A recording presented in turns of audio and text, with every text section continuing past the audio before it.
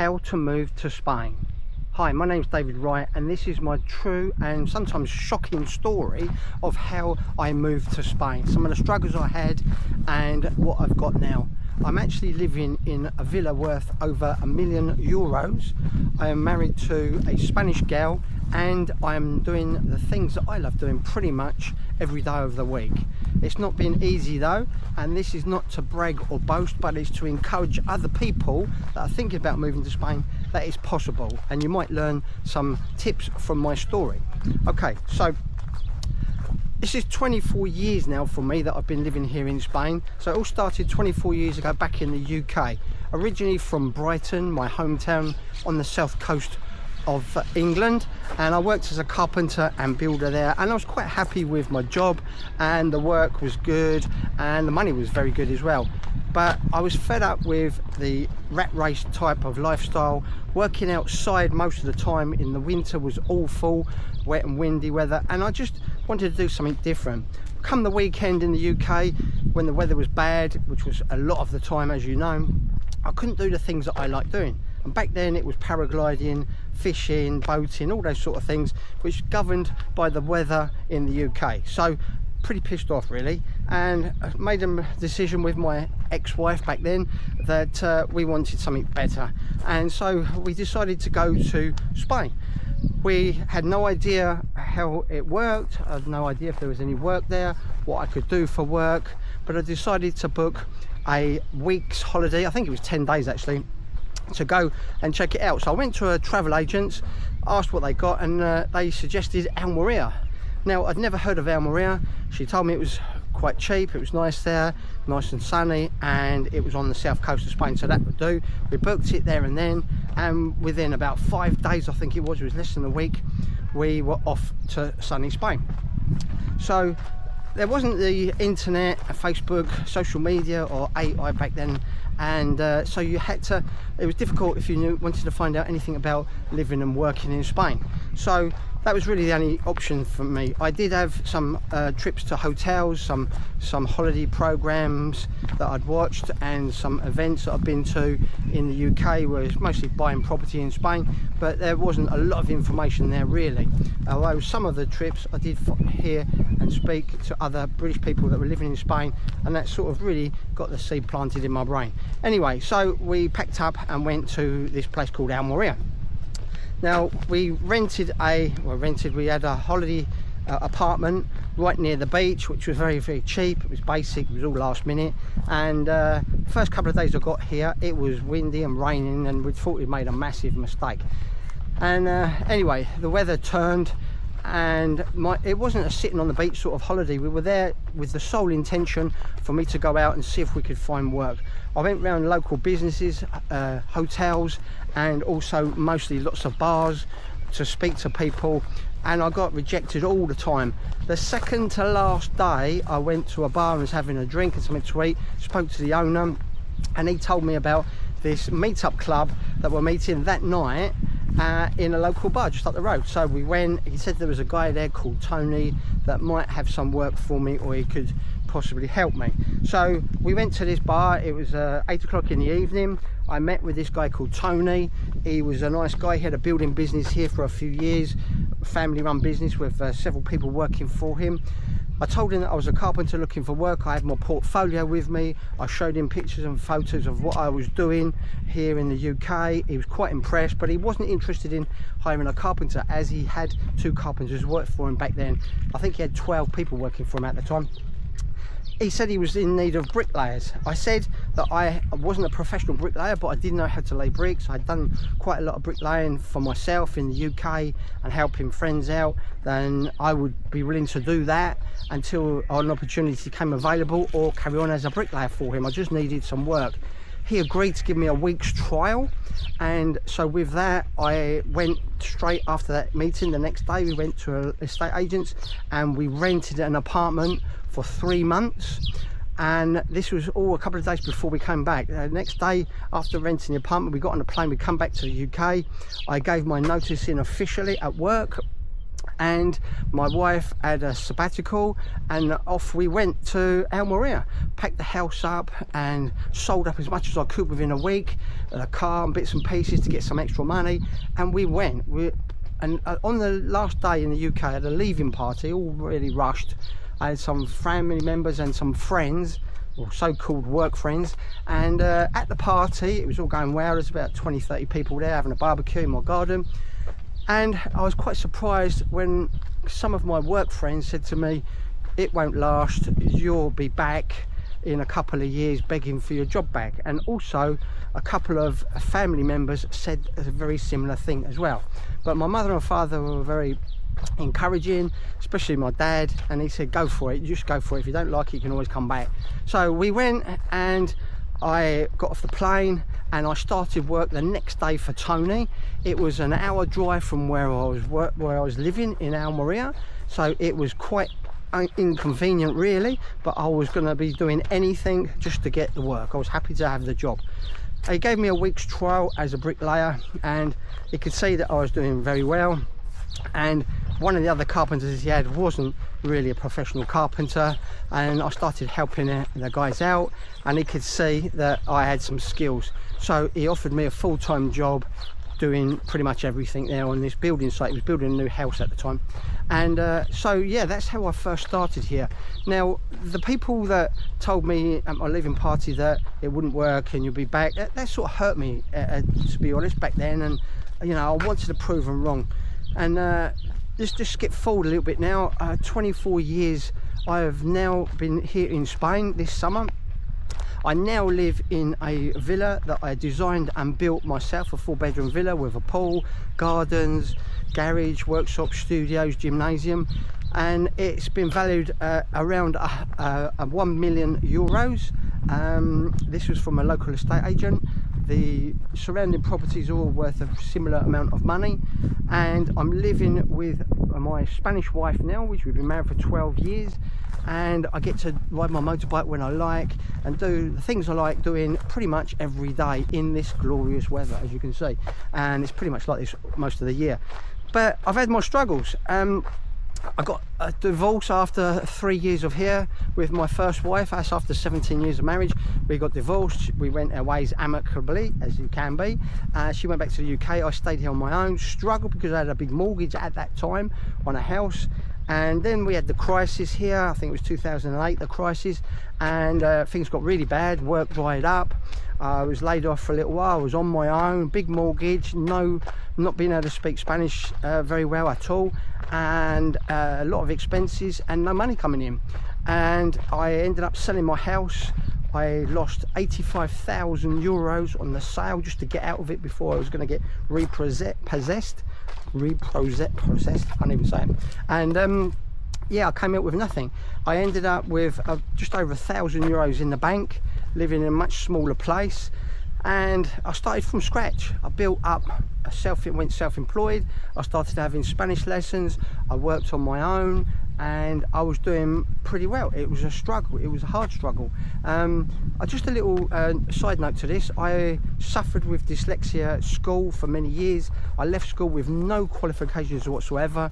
I put that down to partly the fact that I broke my leg playing football in a school football match just as the exams were starting, so I missed out on a lot of the exams.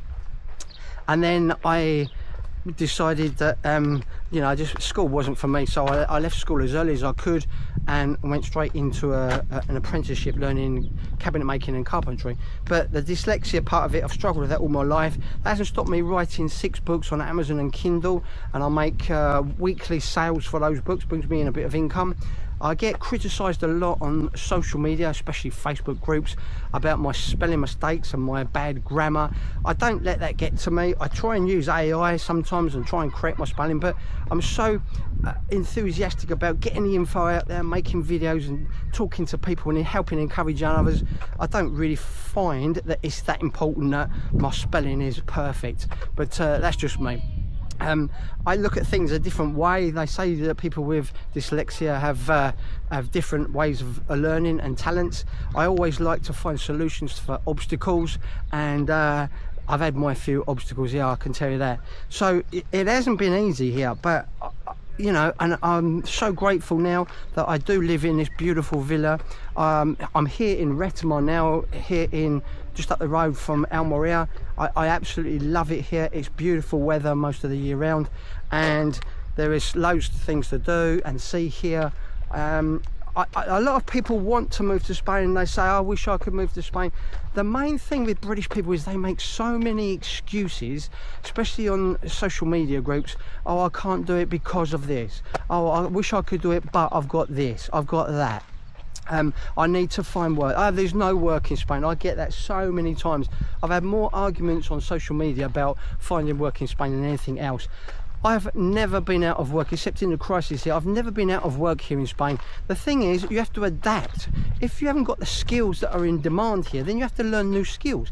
I started as a bricklayer here. I'm not a bricklayer.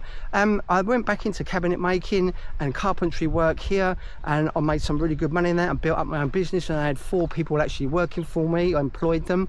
I've worked for other companies here. I've worked for Spanish companies. I've worked for a Dutch company doing maintenance because they wanted some maintenance on apartments. So that wasn't really my forte, but I went into that because times governed what you need to do, and you just did it. I've taught karate here and self-defense lessons to people, and also teaching English to people. That just shows you even a dyslexic person can teach English, which, especially with the course that I've done, it's no reading and no writing, just speaking English. But that's another thing. You can check all this out on my website, davidwrightonline.com. There's a link somewhere up here. But the idea of this video is, lots of people say you can't do something or it's impossible, and they look for excuses, and that does put a lot of people off. It certainly put a bad taste in my mouth when I was thinking of moving to Spain. But what I must say to everybody is, if you're thinking about moving to Spain and you really want to do it, just do it. There is nothing to stop you doing it. Anyone can get on a flight out here now, and okay, so there are some new restrictions and rules. You can only stay for 90 days. That's 3 months. You've got 3 months to look for work and find a job. I did it in a week. A week. Yes, it was a long time ago. Things were different back then. But you know, it's all comparison. There is lots more help online now. There wasn't the help that I got back then. You know, there was no AI, there was no Facebook groups, there was no people advertising their help for moving to Spain. Now it's everywhere. You can find out everything within a couple of minutes, sitting in your lounge with your mobile phone. Back then you couldn't do that. So, you know, I'm not bashing Brits. People say to me, oh, you're a bit brashing the Brits. But the thing is, I'm a British person, but most British people that move to Spain or want to move to Spain are just lazy. They don't want to learn new skills. They don't learn the Spanish language. And look, you're going to struggle to find work in any country where you don't speak the language, not just in Spain. There are 600,000 jobs last year created in Spain. You can Google that, you can find that on any website. The hotel industry, the tourist industry is booming all over Spain. There has never been a better time. The unemployment is down now. It's the lowest it's ever been. It's still high, but it's the lowest it's been in 10 years here in Spain. There's government incentives, there's schemes you can do. You can go self-employed. You can do the non-lucrative visa for the first year, and you can amend that after 10 months and apply for a self-employed visa. People say, oh yeah, but that's 300 euros, you can't do that, you can't afford that. It's not 300 euros, it's only 300 euros after you've been paying into it for a few years. It starts off at 75 euros. And if you get the right help, the right expert help to help you with this, you can offset all your expenses against it, and you can pretty much, the first couple of years I was here, I didn't pay any tax at all, because I was buying materials, I was buying a van and clothing and stuff like that. So you can offset it with a good accountant. So that's the main thing. Get the good experts, the proper experts to help you, not Facebook experts, they don't know what they're talking about. Look for and find and follow people that have been here several years. They will tell you what it's really like here. People say to me, yeah, but it's all right for you, you can speak Spanish now. I didn't for the first 2 years. I still found work here. Even if you don't speak any Spanish, there's work here, there's jobs here. You just need to be more competitive and get off your arse and do it. I spent ages going out putting leaflets indoors when there was work was quite quiet here. I got them written out in Spanish. I got some phone calls I didn't understand. I managed to get directions. I ended up getting some Spanish clients. I took Spanish lessons, and I just pushed myself every single day to do it. and built it all up from €1,000. I originally, when I came here, I sold my house after I've been here a few months and knew I was going to be staying here. I sold my house in the UK for £100,000 clear. I had £100,000 clear. That was transferred into my bank account here in Spain, and I thought we were made for life. I bought an apartment for 114,000. I had a very small mortgage on it. We were very comfortable indeed, but I've built up from that, and then I lost most of that when I got divorced and a crisis here because I overstretched myself on a house. That's another problem I got over. But now, yeah, I actually built my own house. I designed my own house. You can check it out on my website. You can see all the videos. There are lots of people say that they've done that. I built my own house in Spain. I actually laid every single brick of the house, all 15,000 bricks. I actually laid all the cement. I did all the plumbing, the electrics. I've even made most of the furniture, and you can come and check this out on my website. You can see all my videos every stage of the way. And I'm a dyslexic person that left school with nothing. If I can do this, anybody can do it. My top advice to anybody that's thinking about moving to Spain, I've actually got 3 top tips. The first one is start learning Spanish straight away. That's number 1. Now you can start learning Spanish from these free apps online, or you can go to classes. You can do so much for next to nothing, or even for free, before you even come to Spain. Start doing that now, today. Start learning a few words. That will make more difference to your life here in Spain than you will ever imagine. That's number 1. Number 2, research. Yeah, you've heard that before, but people think, oh, I want to move into inland Spain, a nice house in the country. That's what I thought as well. But you've got to really consider this. Is that really any good in the winter? What about when it's cold, wet and windy in the winter? Because its climate's quite different. There's less people inland. It is a lot cheaper. You get more for your money. But there's a reason for that. You might be a lot out of the way. If you're older, it's difficult to get to the doctors and the hospital, getting deliveries. How do you phone up somebody to come and do a delivery to your house? So, you know, it might not be for you living inland. Maybe that's something you want to do later. And the final thing is, buying in Spain, I wouldn't buy in Spain. I would always say rent first. Rent for a few months in the area you like. It's expensive to buy in Spain, so if you commit yourself, there's lots of expenses. If you get it wrong, you end up paying double. I've bought and sold several properties in my life here, and I've lost money and I've made some money, so it can cost you a lot of money. If I knew in hindsight what I knew now, I would have rented out more before I committed myself to buying it in that area. But that's just me. So that's the 3 top tips. Now over on my website, and there's a link, as I say, above here, below here, there is loads of information, there's loads of help. You can download my books, all of my 6 books, completely free on Amazon and Kindle if you join my membership group, which is only €10 to join, and you get access to all my books. So I think the cheapest of my books is on sale for €12 or something, so you're saving money there straight away. I've got access to some top experts. Now this is a real clincher here. I've built up a great list of top experts here, ranging from medical staff, health cover in Spain, lawyers, solicitors, estate agents, all the things you'll need when you first move here. And one of my best contacts is Alejandro Salvador. He's the honorary British consulate for Almeria. Nobody knows more about visas and living and working in Spain than he does. His company is quite big here and well known, and we've been friends for 20 odd years and done lots of videos together. And so you can access all of these experts and get a free consultation with them before you even get out your armchair to see what it's really like.